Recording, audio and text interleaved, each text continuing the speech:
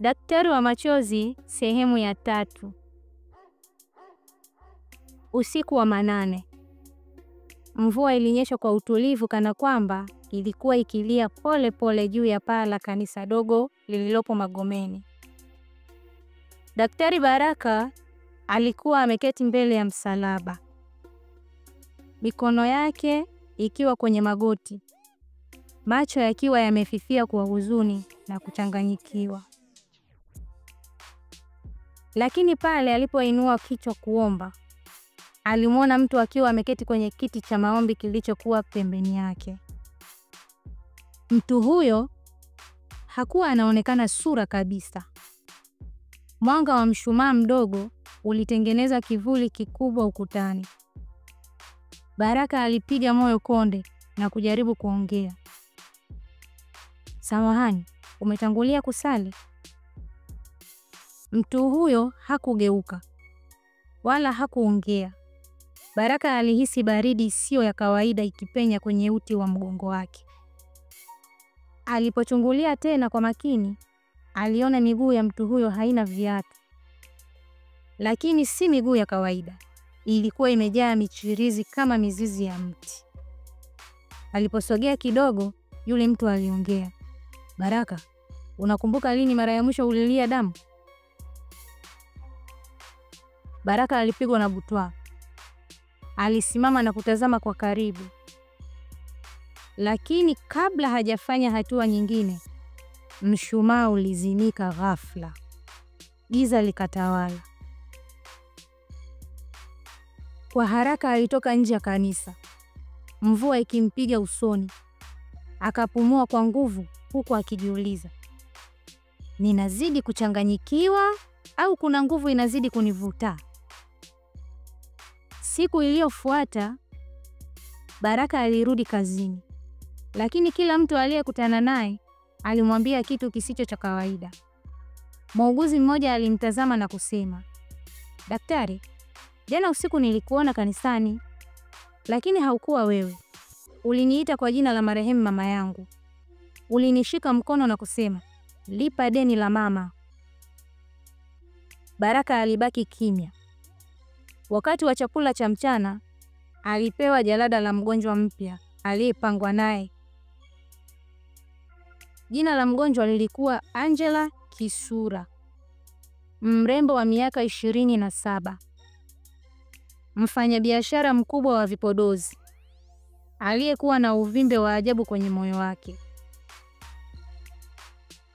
Lakini cha ajabu zaidi, Angela alipomwona Baraka kwa mara ya kwanza, macho yake yalibadilika. Akamwambia, "Daktari, nilikuona ndotoni. Nilikuwa chini ya mti wa mizimu. Ulinichukua kwa nguvu na kuniambia, 'Hii sio roho yako.'" Baraka alishtuka. Angela hakuwa mtu wa kawaida. Katika vipimo vya moyo, daktari msaidizi alimwambia, "Tunadhani huu uvimbe ni wa kawaida, lakini una vitu vya chuma ndani yake, kama misumari midogo." Baraka aliposikia hivyo, alisimama kwa hasira. Hakuelewa tena kama yeye ni daktari wa upasuaji au alitumbukizwa kwenye mchezo wa nguvu za giza.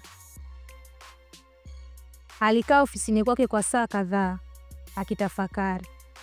Akajiuliza, kwa nini kila mgonjwa wangu sasa ana ndoto?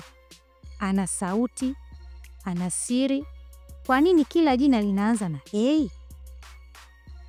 Alichukua faili la Angela, akakuta kitu cha kushangaza.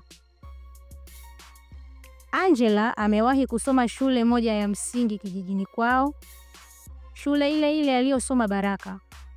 Lakini kipindi hicho Baraka alikuwa darasa la 4 na Angela alikuwa mtoto wa chekechea.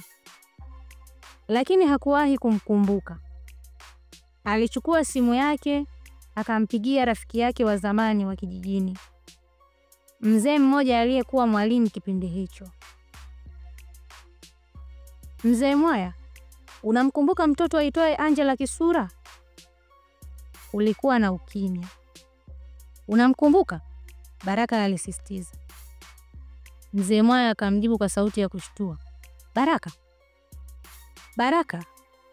Angela Kisura alifariki miaka 20 iliyopita kwenye ajali ya moto. Si yule mtoto mdogo wa mchawi wa kijiji cha Kinga? Baraka aliangusha simu, akatetemeka, akakumbuka.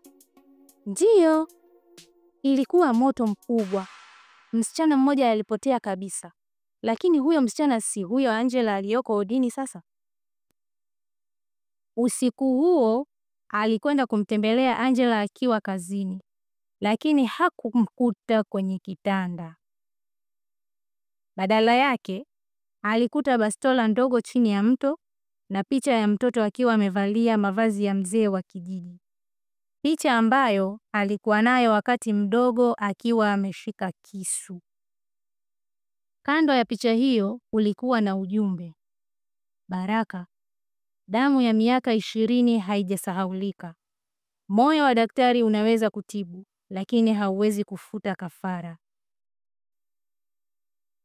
Episode inaishia pale ambapo Baraka anapigiwa simu na namba ya Kenya ikimwambia kuna mwili umeokotwa kwenye mto Athi. Umevaa koti la daktari, limeandikwa jina lako. Je, nani huyo aliyevaa koti lake? Je, Angela ni nani hasa? Na kwa nini kila mgonjwa wake sasa ana historia ya zamani ya kijijini? Maumivu yanazidi kuwa makali. Mapenzi yanajaribiwa na giza linazidi kukaza kamba. Je, ataweza kusimama tena? Usikose sehemu inayofuata ya Daktari wa Machozi, maana vita halisi bado haijaanza.